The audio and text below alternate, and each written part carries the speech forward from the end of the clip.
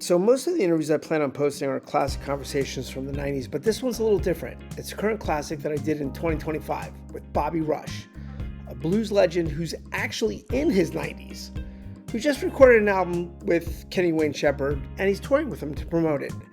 Anyway, look, we talked about all the blues and how a man with 439 records and 9 bathrooms still feels like he's just getting started. So anyway, here's a quick one with the great harp player himself, Bobby Rush. There he is. Where is he? Where is he? Oh, look at There that. you go. Look All right. at that. Look How's at that? there he is.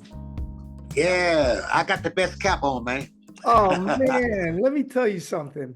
Let me tell you, what an honor. What an Like you it's legends are it's in the building. oh yeah, man. Where are you? What city are you in? I am based in Los Angeles. Okay. Everything great. You've heard of it. You've been there. Oh, I heard of it yesterday. But hey, you are Bobby Rush, correct? I just want to make sure. Yes, I was this morning when I woke up. I was just It's my thank you, version. Mike, for having me on. It's a version of my mic check. I used to do the mic checks, 1, 2, 3, 1, 2, 3, but now I just have to make sure it's you. One, 1, 2, 3, 4. This is Bobby Rush. Booyah. Okay. So again, I just want to start off by saying, it's funny when I was listening to the record or just in general, I'm going to name drop one time. I said to BB King, one of my first interviews ever, when he was about 65 years old, I said to him, "You've recorded over 50 albums." And he said to me, 68. Yeah. At the time, he goes, 68. And my follow-up question right there is like, I'm like, how do you still do it? So in a way, I feel like I'm asking you the same question. How do you still do it? Well, you could ask me the same question, but I can tell you now, I have to count up with the album, but I know it's 439 records. You couldn't make it to 440? Yeah. I'm gonna do it for I'm gonna do that. All right. If I I got 239 and steady growing, steady writing. But I unbelievable. released 439 different records I wrote and recorded through the years. It's run at about 58 CDs, and then the long plays and the 7/8s, and back in the days when we did the 45, then went to the graduate to the 8 tracks, and now it's all digital stuff. So we still know what we do. I love it. I mean, to quote you or one of your lyrics, some version of, get old but still have fun.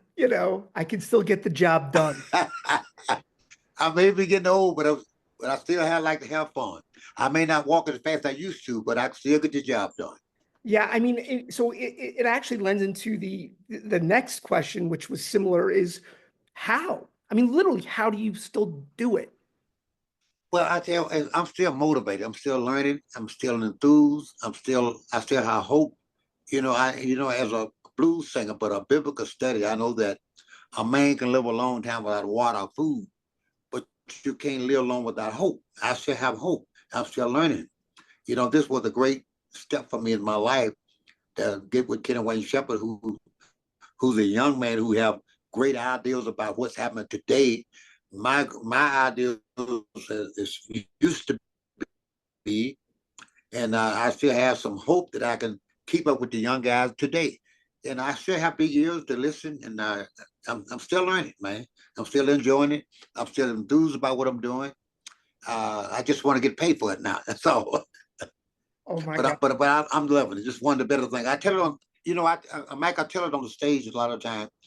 People probably think I'm just talking out of my head, but this is the best thing ever happened to me in my life because now it's like an elephant. You go around the country and you come back to your point, to your home, not just to die, but to learn where you've been, where you're going, what you should have done.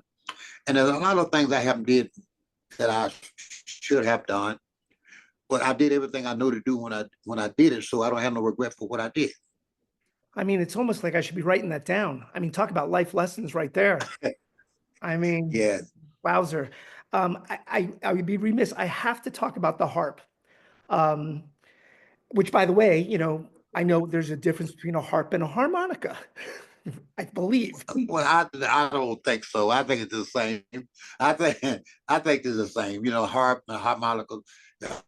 We call them harp for short, but harmonicas they're all the same. You It know, all works. but that's different in the string harp than the note harp. You know, you got a string harp which is play like a you know like a guitar, but I have the wind harp, Well, which let me is tell you something. which It's is the like harmonicas. I'm not the first to say this, but it's kind of like your voice. It's like a second voice, and I just what I don't know Oh about. yeah, oh yeah. Yeah, was it something that came quote unquote naturally to you, or did you put in your 10,000 hours before there was a thing called 10,000 hours? Did you just work at it, or did you just gravitate and come naturally? Yeah, I put in, but everything professionally is did with hard work, dedication, a lot of rehearsal, a lot of want to do, and I'm willing to do what it ever takes to make it work. And I'm still at this age. I'm still working hard. But finally, I found someone work as hard as I do, or harder. That's Kenny Wayne Shepherd and his people around him. They come in early morning, late. First one to get in, the last one to go to bed. So I found somebody to work as hard as I do. I have desire to work as hard as I do. So Well, it's all good. what's You know. interesting, so you've recorded with Kenny, you performed with Kenny, but I bet you've never interviewed Kenny, musician to musician. And as a journalist interviewer, I always like, because musicians speak musician. Is there a question that I should be asking Kenny from a musician's perspective or from Bobby Rush's perspective? Give you the opportunity. I think what I like to hear the answer. What did he see in me that I didn't see in myself? That makes him want to do things with me. You know, and I was concerned about that even when I recorded with him. I was concerned about him being a young man, uh, have different ideas about what today's action should be, our music should be, how we should record it, because he come from different areas than I did. Because I came from different one, an area where you either had it right or you're wrong. With no overdub, you whatever comes out, that's what it was. What you saw is what you got. Now you got the new guys like himself, and who's a great producer and had great ideas. And that's all production is, the ideal. You have an ideal like building a house. If you don't have an ideal about the foundation, you can't build a house itself. So he have a great ideal about what it should be, and we have to perfect it for what it can be and what we do. So I just like to know what do you see in the old man like me that makes him want to deal with people, a person like myself, you know? I love it. What I wanted to do is I have a guest question, Okay. and here it is for you. So hi, hey, my name is John Bovich. I'm a law professor and live outside of Portland, Oregon. And in my spare time, I'm also a guitarist. I play in local cover band in Portland. And I love playing guitar. And here's my question.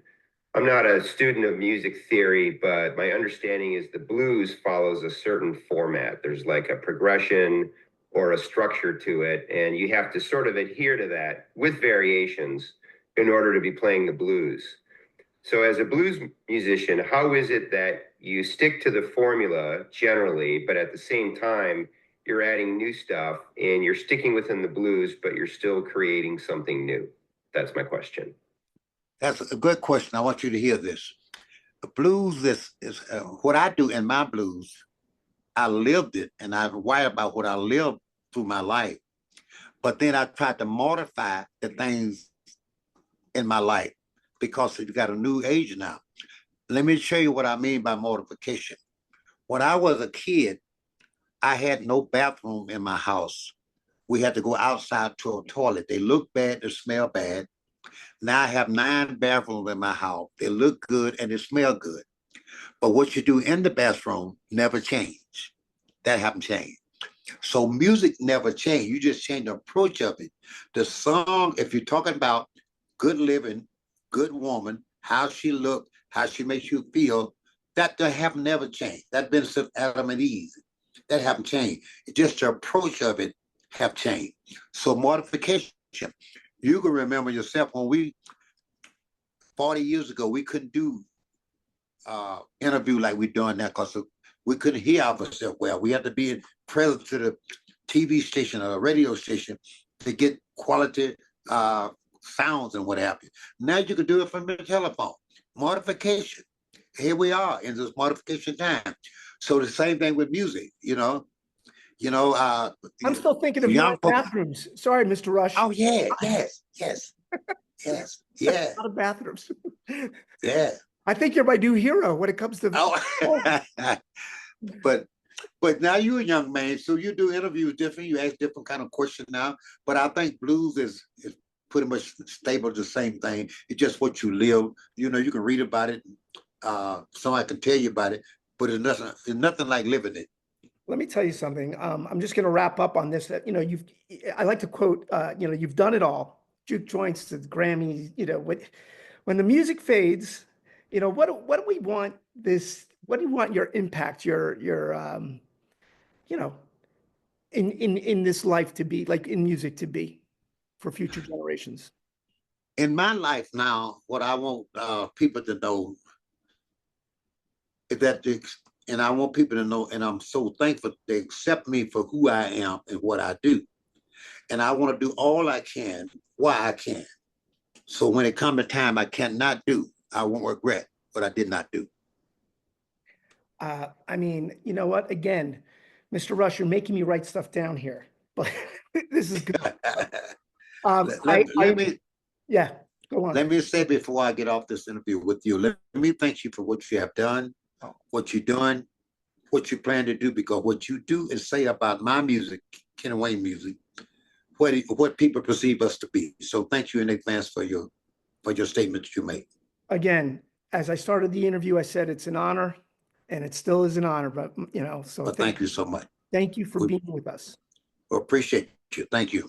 All right, you are a classic conversation if I've ever had one. That is for sure. Well, thank you. Well, thank you. God bless.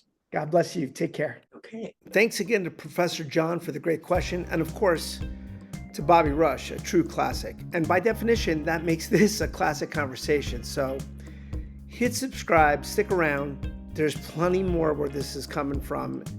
And as I always like to say, get ready to press play.